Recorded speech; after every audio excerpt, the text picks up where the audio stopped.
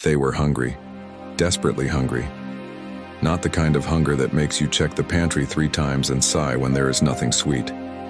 No, this was the kind of hunger that gnaws at your ribs, hollows your eyes, and steals your strength with every passing step. The sun blazed mercilessly over the endless wilderness, and the people of Israel staggered through the dust like ghosts of a forgotten nation. Freed from slavery, yes, but now trapped between yesterday's chains and tomorrow's promise. They had left Egypt in triumph, their backs straight and hearts high, but the desert had a way of breaking pride, and now they murmured against Moses, their leader, and against God. At least in Egypt, they grumbled, we had food, meat, bread, something. And Moses, worn and weary, turned his face to the heavens with a prayer more desperate than eloquent. Then came the answer. Quiet at first, not thunder or fire, but a whisper of grace carried on the morning wind. Dew settled gently on the camp in the stillness of dawn, and when it lifted, the ground was blanketed with something strange. It wasn't grain, and it wasn't meat. Small, round, white, like frost on the desert floor. They called it manna, a word that means quite literally, what is it? Because they had never seen anything like it before. It tasted like honey wafers, sweet, delicate, miraculous. And it came every morning without fail, as if heaven itself was feeding them bite by bite. But there were rules, just enough for the day. No hoarding, no greed, no stockpiling in fear.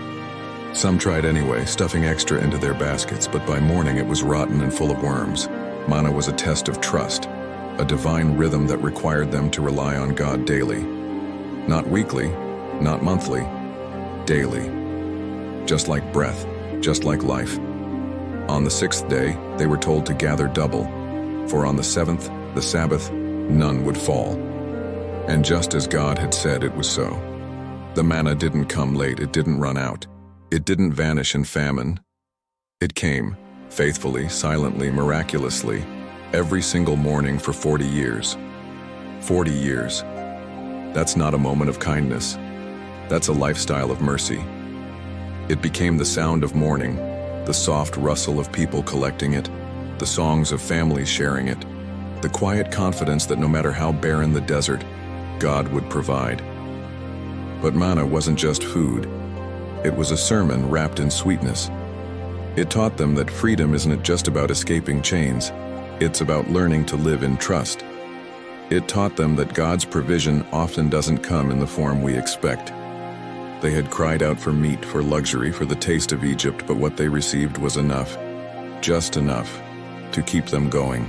Not to satisfy every craving, but to sustain their soul. And sometimes that's the greater miracle. Over time, some grew tired of it. We want meat, they cried again.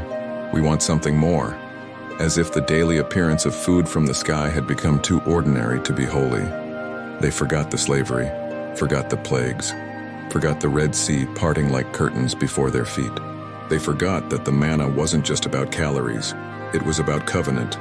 And yet, even in their complaining, the manna kept falling. Day after day, year after year. It was a love that didn't stop because they were ungrateful. A provision that didn't pause when they forgot to say thank you.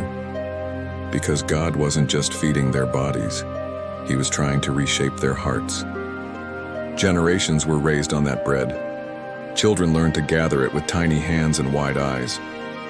Elders whispered its story by campfire light. It came from heaven.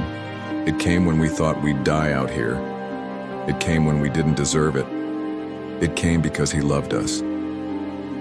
And one day, when the wilderness journey ended and their feet touched the soil of promise, the manna stopped, just like that. No dramatic finale, no thunderous farewell. It simply ceased, because they no longer needed it. They had fields now, crops, harvests of their own. But surely, on that first morning when it didn't come, someone must have stood at the edge of their tent, waiting, looking at the empty ground, remembering, and maybe a tear welled up, not from hunger this time, but from the quiet ache of goodbye. For the manna wasn't just provision, it was proof. Proof that God had seen them, fed them, led them, and never failed them. Not once, not ever.